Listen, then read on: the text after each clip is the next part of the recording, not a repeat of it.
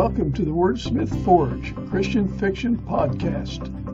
This is where you meet the Christian fiction authors who write the books you want and ought to read.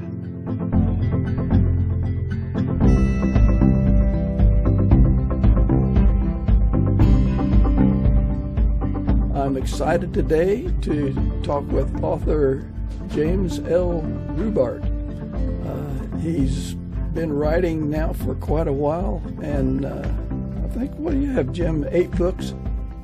Well, I have 10 books that I've done solo, and then another 6 I co-authored, so I guess 16 total at this point. You've been busy. Yeah. So that's my brief introduction of Jim. I'd like him to introduce himself and let us know what he's all about. Yeah, so my official bio says I'm 28 years old, trapped inside an older man's body, and that's probably pretty accurate. I still like to water ski. I go dirt biking with my sons. I hike with them. I play pickleball. So I'm very active and enjoy the outdoors a lot, and I do love to write. And what else would you like to know about me, Mike? Well, one thing you mentioned, you enjoy the outdoors. Yeah. In God's creation, what is there within, say, 15 or 20 minutes of you that you like to go and kind of maybe restore your soul, or that you just appreciate? Where you live, I believe you're on the western side of Washington? We're actually in the eastern side of Washington. Yeah, we're in the eastern side of Washington, and I'll tell you something that I did this last summer that was unbelievably restorative to my soul. Myself and 3 buddies, we got in kayaks and we did a 70-mile kayak trip up Lake Chelan. And if you're not familiar with Lake Chelan, it is to Stehekin. To Stehekin, yes. We kayaked up to Stehekin and back, and people were just looking at it like, "Are you guys nuts?" But it was the adventure, that we wanted to go on, and had an absolutely spectacular time. Boy, that is amazing. I was in Stehekin this summer. Oh, you were? Okay. Yeah. But I hate to tell you, I didn't paddle. I climbed in a helicopter. Oh, my gosh, Mike. Good for you. Flew up there. That's a whole nother story. We don't want to get into that right now. But that is beautiful country. I've been to Stehekin. I've been to Stehekin on 2 different occasions. Okay, so you know how stunning that lake is, and the mountains that come right down to the water, and it is. I may give I'll give our audience a couple shots of Stehekin when I do the editing of this, so they can see from the air. I love that. So, tell us, Jim, how did you get into writing books? Yeah, it all started a long time ago. I was 11 years old, and my mom got my sister and I the Chronicles of Narnia for Christmas, and I read those and just devoured them, loved them. Just, oh my gosh, to be captured and taken into this other world. And that's when the seed was born. I just thought, someday I want to try to do for others what C.S. Lewis did for me. Yeah. So I had that dream for a long, long time, and I was scared of pursuing the dream until the year 2000, and my wife one day announced she was going on a fast, and I said, "What for?" And she said, "I don't know." And I said, "How long are you going to do it till I get the answer?" is how she responded. And I said, "Okay." And after 24 hours, I said, "So did you get your answer?" "Nope." "What's the question?" "I don't know." "How long are you going to do it?" "Until I get the answer." And halfway through day 3, the Spirit just spoke to me and said, "Jim, I have designed you to be a novelist. When are you going to step into your destiny?" And I turned to her in the car and I said, "Honey, I know why you're fasting. I'm supposed to be a novelist." And she turns to me and she says, "Wait a minute. I'm hungry for 3 days and you get the answer." But that, Mike, that was the catalyst. That's the thing that made me go, wow, I have to step through this fear and step into it. And that's when I really got serious about it and started writing. So there was a lot of doubt. A lot of doubt. Yeah. Yeah. A lot of doubt. Because when I was a kid, I must have been 8th grade, I took journalism class, and they chose, out of the journalism class, they chose the people to be on the paper the next year in 9th grade. And I wasn't chosen. And I believed the lie that, well, you can't write. You don't have the ability. You have the desire, but there's no ability there. And so that was the voice I listened to for a lot of years. So if anybody is listening to this and saying, you know what, I can't cook, I can't start that restaurant, or I can't, whatever it is, I'm here to tell you, do not listen to that lie. Step into who God has made you to be. Yeah, that's fantastic. As we were talking a little bit before we started the recording, people are stymied by what they perceive. I'm not good enough. People will laugh at me. The worst thing we can do is listen to that self-doubt, and it talks to us all the time. Good that you're able to overcome that, and my goodness, what's the floodgates opened? Here it came. Of the books you've written, are there any that kind of stand out, saying, young boy needs to understand as he's growing up?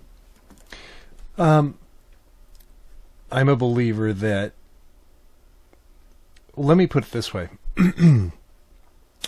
All of us are looking for identity, and all of us are looking for freedom. Yes. At our core, our deepest desires, and certainly a young man who is trying to figure that out with all the things coming at him. And I think that, and I taught this for a number of years, for many years, I taught this to authors. I said everyone has a theme of their life, and we need to discover what the theme of our life is. And I took them through this exercise. I told people, if you tell me your 3 favorite movies, I can tell you the theme of your life. And when I do that for myself, the theme I come up with is reflected in my books. Every one of my books has the same thing. And I've done this with authors for years. And again and again and again, the theme doesn't matter what the story is. The same theme recurs because that's who we are at our core. Even if they don't know what the theme of their life is, it comes out in their books. And so really the theme of my life is freedom and identity. And so all of my books have that in there, is discovering your destiny, discovering your identity, stepping into that, and the freedom that comes with that. So I would say probably all of my books are applicable to young men who are trying to do that. And it's not something that parents know how to teach, right? And so the broad stroke is I think all of my books could speak to that in young men. I can understand that, and I like how you put that in themes. And of course I internalize that, and I think, so that's why I'm struggling with my 3rd book. Because I've taken something that I think would be a good idea, and I've started it 4 or 5 times. Now, I haven't let go of it. I think God keeps putting it back in my head. But I've written 2 books, and I can, although they're vastly different, there's still the same theme there. Okay. So there you go. So tell us a little bit about Rooms.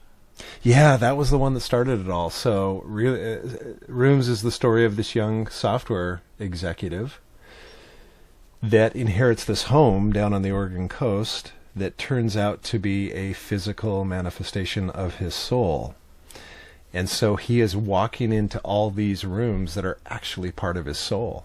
And I came up with that idea because when I was a young man, I read this little pamphlet, My Heart, Christ's Home, where when you invite Jesus into your heart, in this pamphlet he goes to all these different rooms of your heart. And I always thought, oh my gosh, if you took that concept and blew it up and expanded it, you could have a really powerful story. So that's where the idea came from. And after my wife had done the fasting, I was praying, and I had a number of other ideas, and I was just praying and going, which story should I pursue? And felt like that was the one to go after. So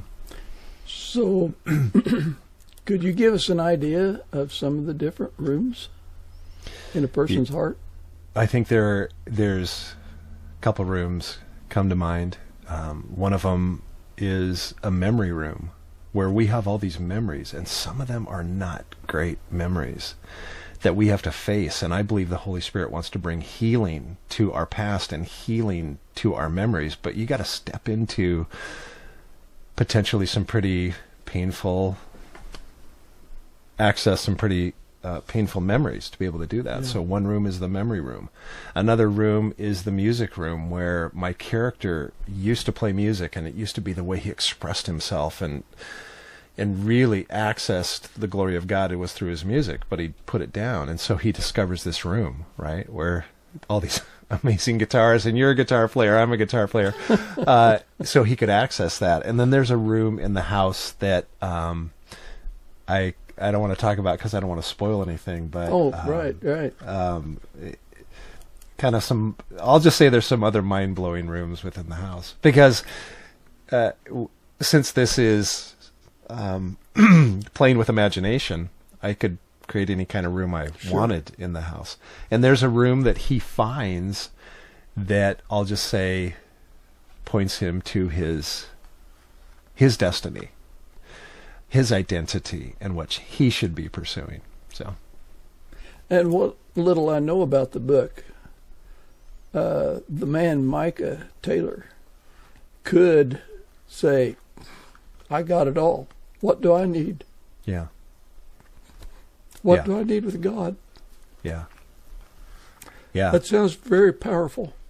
Yeah, that's, as I say, he had he had pushed his faith so far back on the stove, it had fallen off, and I think there's a lot of people there, and this character rediscovers his heritage, I guess you could say, but he comes to a point in life where he says, all right, I'm willing to explore this. And so what I did, Mike, is I just took all my favorite stories and films and my own stuff and just mixed them together. So, now it came Rooms. Will Rooms remain your favorite, or do you have others, or is it like your children? It's like your children. Rooms is, a favorite since it was my first one, and I love that book. But I love all my books in different ways. Yeah, it's fun to look back and go, I'm proud of all of them. There's not any one of them where I go, that really didn't work. For me, I went with Toni Morrison's advice, where she said, if there is a story that you want to read and it has not been written yet, you got to go write that story. And so I would say all of my stories are stories I wish had been out there, so I could read them, fresh the first time. Yeah. I've got a review here that I'd like to read. Customers find the book compelling and engaging from the start. They describe the story as powerful and poignant, describing it as an inspiring tale that touches their hearts. The writing is thought-provoking and gripping, with descriptions that engage the imagination. Readers mention the emotional depth and intense moments that make them search their own souls. The characters are believable and working through issues. The book encourages healing and freedom through forgiveness and second chances. I thought that said a lot. You could almost think that if a reader was searching for emotional depth, that by reading Rooms they could search themselves. That's well said. That's well said, Mike. Yeah, you're exactly right. And the greatest satisfaction as an author is getting an email from a reader that says, oh my gosh, this is what your book did for me. Because that's, ultimately that's what you're trying to do. You're trying to express some ideas and thoughts, and you hope it can set people free. That's, as an author, I want to set people free. So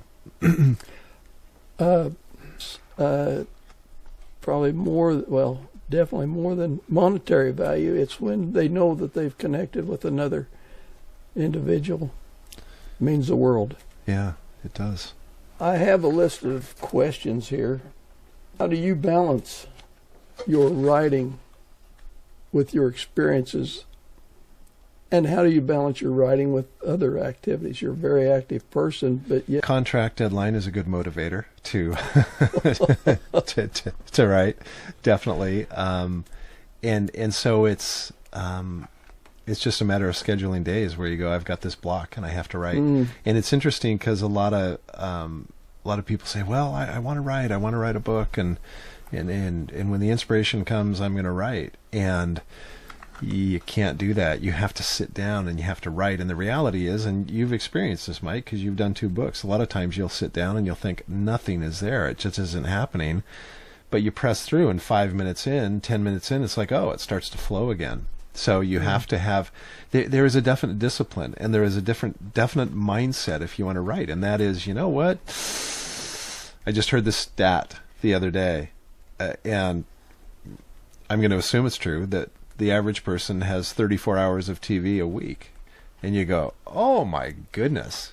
What if you took just 10%? Yeah. And you wrote for 3 hours a week? You could get a lot accomplished in 3 hours a week. So it's making the choices. It's choosing to do, I'll say it's choosing to do the thing that's going to last, certainly for this life and maybe for eternity, rather than the fleeting. And I'm not saying Netflix and TV shows are bad. I'm just saying, if this is important enough, you do it first.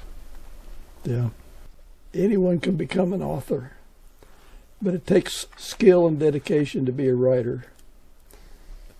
You've already given aspiring authors some good advice, and some other authors some good advice. Writers can learn from it as well. Do you have any funny or surprising moments from your publishing process? Publishing process, or something that happened to me within my journey? I'll let you decide.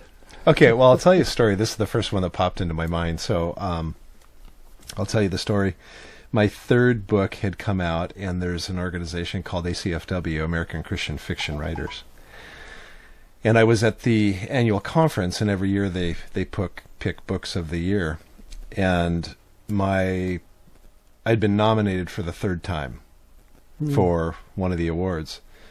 And after the gala was over, after the whole presentation award ceremony was over, and once again I had not won, I thought I was the only one in the room.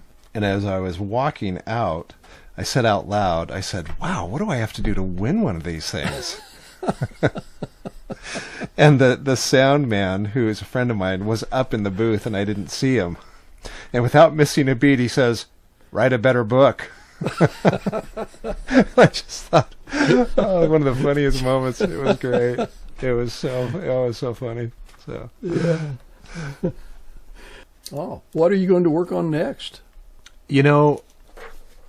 I'm not sure what I'm going to work on next. I'll tell you what's mulling around in my brain is I have a number of short stories, and I've never written short stories. I actually have one done that was a partial inspiration for Rooms. So I'm going to work on finishing up that short stories, but I'm thinking about coming up with a collection of short stories. And then the other project that is a potential is I have a good friend of mine who has invited me to collaborate on a book. So I'm considering working with him on a book that would be different from anything I've ever done, and would be really exciting because he's also a master novelist instructor and teacher. And I'm not going to say his name because you probably would know it, and a lot of your listeners would know it. I'm just going to leave it at that. But just enough to say that I learned, oh my gosh, I have all these books, and I learned to write from this guy. So the idea of me writing with him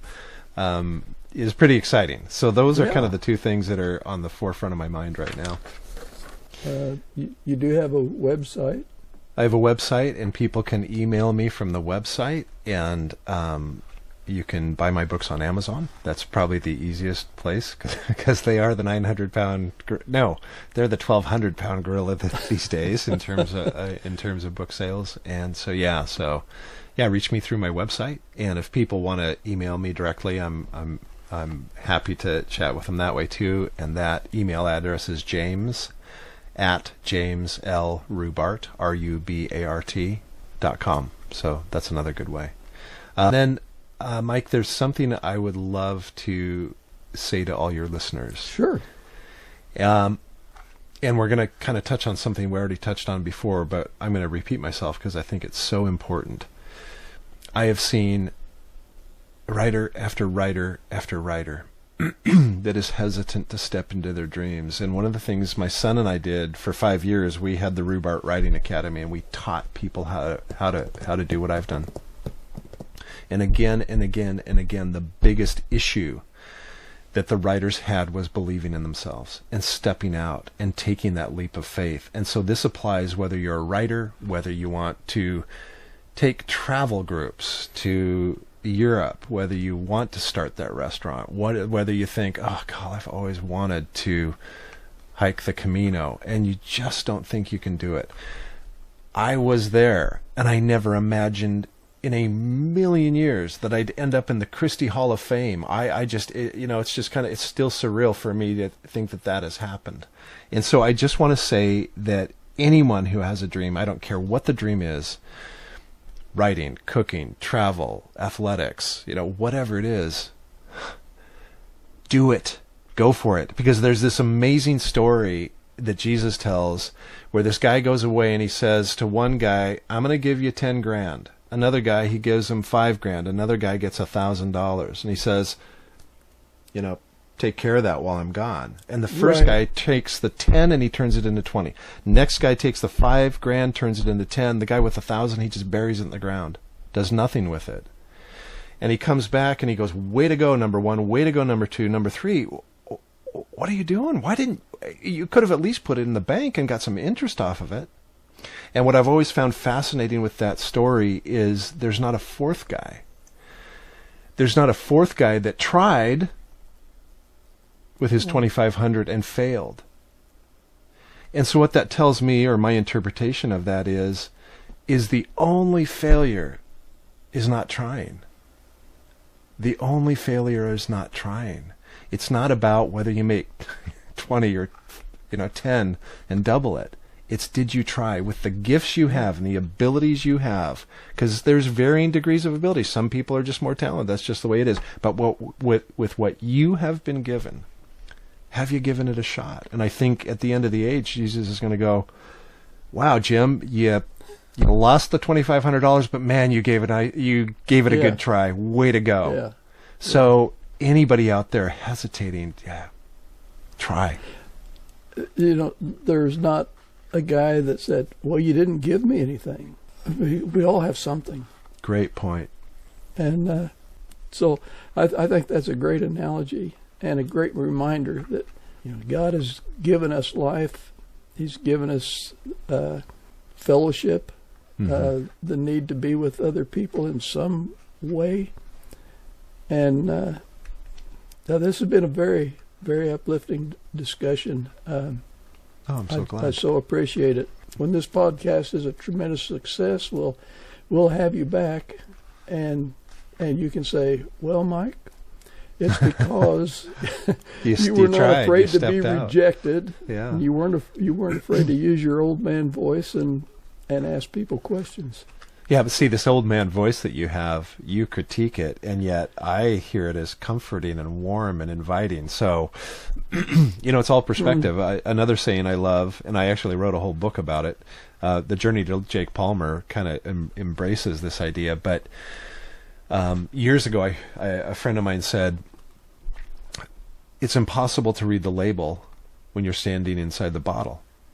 And we are all standing inside our own bottles. The fear of rejection and being putting ourselves in a position of self-containment, containing ourselves in a bottle, as you speak. Yeah. Well, thank you so much, James. God bless you and your efforts and your continuing sharing your joy in the Lord with other people. I thank you for coming on this podcast. Oh, Mike, thanks for inviting me. The biggest takeaway for me is just making a new friend. So thank you. Have a good day. Okay. Are we... Hopefully I don't lose you. Well, I really want to thank James for being with me today. I thought it was a very, very uplifting and encouraging interview that he gave us. He had a lot of good advice for us. I thought everything went well. This was the very first interview I'd ever done, and I kind of thought I was prepared, but we got down to the end, and I looked a little lame when James said it was great having a new friend. I wasn't expecting that, and it just caught me off guard, so that's why it was kind of lame there when I said, have a nice day. I mean, that was strange. I would have liked something a little bit more professional than that, but on the whole, I thought it was a very, very good interview. But I'm also happy that you were able to join us, and I hope you enjoyed the second episode of the Wordsmith Forge Christian Fiction podcast. I'd like you to subscribe to our channel and hit the like button for me. Be sure to spread the news, share it with friends, help us keep the light on here. I think that the people I'm interviewing have a lot to offer. Christian fiction, it's a great way to help demonstrate the biblical principles found in the Bible. I hope you have a great day and come back and keep watching our episodes. This is Mike Baines, out.